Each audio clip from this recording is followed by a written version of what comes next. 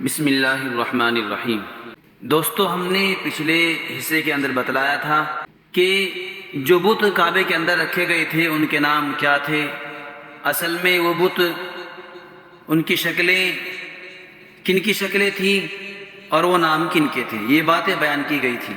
دوستو، آج ہم بات کریں گے اصاف و نائلہ کی اصلیت۔ بنی جرہم کے زمانے میں ایک فاسق و فاجر شخص تھا جس کا نام اصاف تھا۔ اس نے ایک عورت کے ساتھ جس کا نام نائلہ تھا عین کعبے کے اندر ناشائستہ حرکت یعنی بوس و کنار کیا۔ ایک روایت یہ ہے کہ انہوں نے وہاں زنا کیا۔ اس بےہودگی کے نتیجے میں یہ دونوں مسخ ہو کر پتھر کے ہو گئے۔ چنانچہ ان دونوں کو وہاں سے ہٹا کر صفا اور مروہ پر نصب کر دیا گیا تاکہ انہیں دیکھ کر لوگوں کو عبرت ہو۔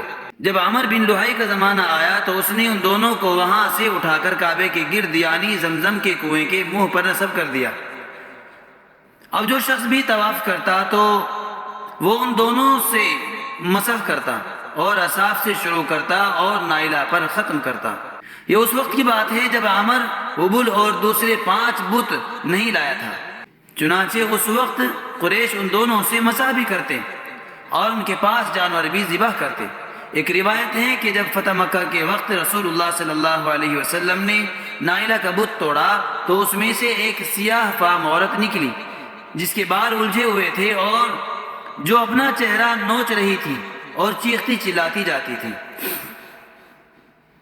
عامر بن لوہائی اپنے قوم کے لوگوں سے کہتا تھا کہ خدا سردی کے زمانے میں طائف میں لات بت کے پاس رہتا ہے اور گرمی میں عزا بت کے پاس رہتا ہے۔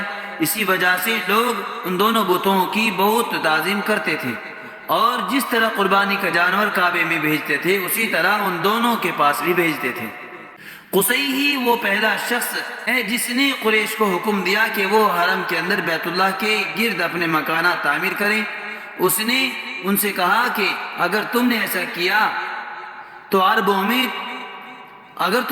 کیا تو عربوں پر تمہاری ہیبت بیٹھ جائے گی اور پھر وہ تم سے جنگ کو ناجائز سمجھیں گے، یعنی چونکہ بیت اللہ اور حرم کے اندر قتال و خریزی کو تمام عرب ناجائز سمجھتے تھے، اس لیے اگر تمہارے مکانات حرم کے اندر ہوں گے تو عربوں کے لیے تم سے کسی بھی معاملے میں جنگ کرنا ممکن نہ رہے گا، اور اس طرح چونکہ تم عربوں کی دسترس سے باہر ہو جاؤ گے تو ان پر تمہاری ہیبت چھا جائے گی۔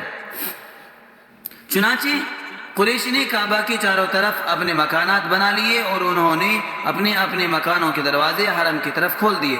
قبیلے قریش کی ہر شاخ کا ایک ایک دروازہ تھا جس کا نام اسی شاخ کے نام پر رکھا گیا اور آج تک انہی کے نام پر منسوب ہے، مثلا باب بنی شیبہ، باب بنی سہم، باب بنی مخزوم۔